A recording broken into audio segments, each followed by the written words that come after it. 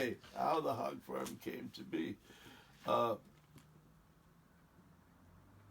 It seems like it was almost yesterday that my wife and I were living in a simple one-room cabin in Sunland, California, just about 45 minutes on the Golden State Freeway from Hollywood. And we got a call from the pranksters wanting us to pose with them at this gas station with the bus further. That was Ken Babs who called you, right? It was Babs for the cover of Life magazine. They were doing a piece on psychedelica. And we had just come out of the other end of the Watts acid test, where 65. We had the where I gave the instructions the eve that LSD became illegal. Everybody pay attention.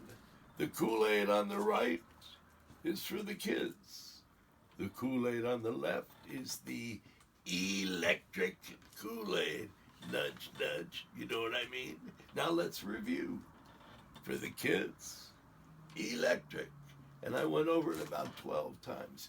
But people would come out of that warehouse dancing for 3 hours to the Grateful Dead, and they just grabbed something wet.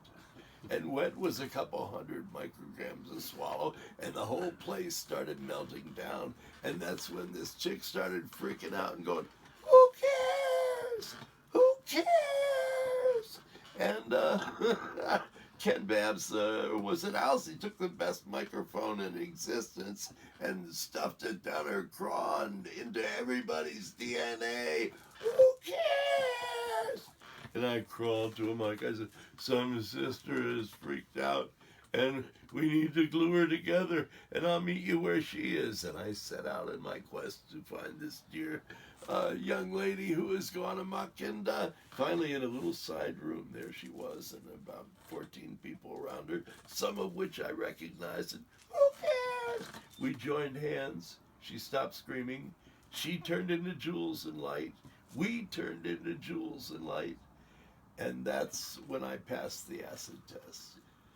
When the grit is slamming into the knit and you're sinking, but you reach down to help somebody who is sinking worse than you are, that's when everybody gets high, and you don't even need LSD to do that. So that's when I passed that.